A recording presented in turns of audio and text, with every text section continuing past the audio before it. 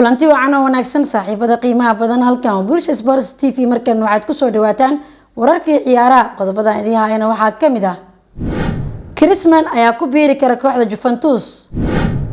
Roma ayaa dalab ka gudbinaysa Mauro Icardi. Bayern Munich oo indhaha la raacaysa Timo Werner. Liverpool wali guul kama gaarin dalabka Chiesa. intaasi waxaan qodobadii warkaatana ku soo dhawaada isagoo faahfaahsan.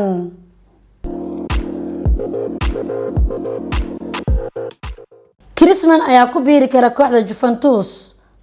لاعبka kooxda Barcelona Antoine Griezmann ayaa si cad ah u sheegay inuu doonayo dhaqaaqista Juventus xilli ciyaareedkan. Kooxda ka dhisan horyaalka Talyaaniga ayaa durbaba xiriir weyn la sameeyay Blaugrana si ay heshiis kaga helaan لاعبka reer France ee Antoine Griezmann. Kooxda Barcelona ayaa diyaar u ah inay iska iibso Antoine Griezmann xagaagan. Juventus ayaa sii wadi doonta ugaarsiga mushaarkooda Griezmann maadaama ay kooxda Barcelona ay dhaqaale u raadinayso heshiiska kabtankooda ee Lionel Messi.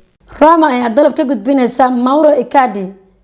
kooxda Roma ayaa isha ku haysa inay la soo saxiixato ciyaaryahanka kooxda Paris Saint-Germain ee Mauro Icardi sida ay qortay Calcio Mercato. Roma ayaa u aragtay 28 jirkan bedelka ugu macquulsan xidigooda ee Edin Dzeko oo waayahanba si xooggan loola xiriirinayo in uu ka tago garoonka Stadio Olympic. Mauro Icardi ayaa kooxdiisa u dhaliyay 12 gool 24 kulan oo u saftay kooxda PSG tartamada oo dhan xilli ciyaareedkii la soo dhaafay.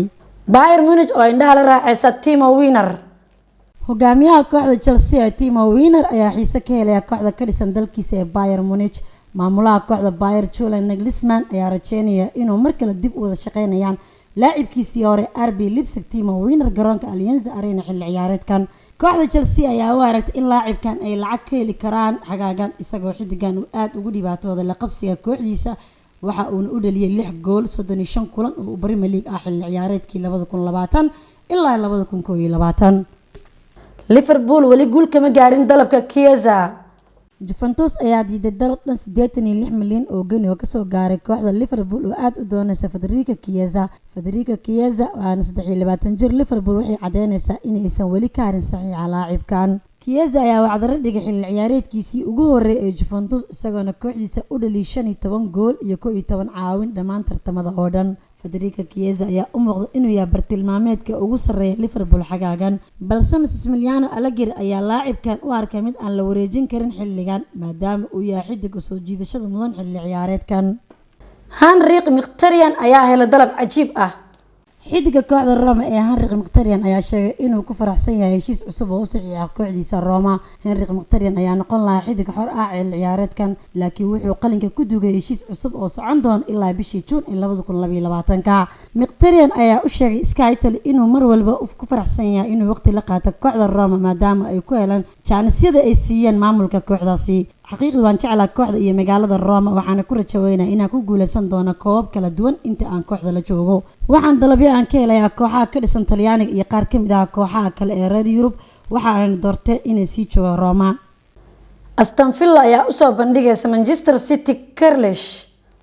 kooxda Aston Villa ayaa qarka u saaran inay heshiis cusub u soo bandhigtay ciyaaryahanka qadka dhexe ee la xiriirinayo kooxda Manchester City ee Jack Grealish sida ay qortay The Sun.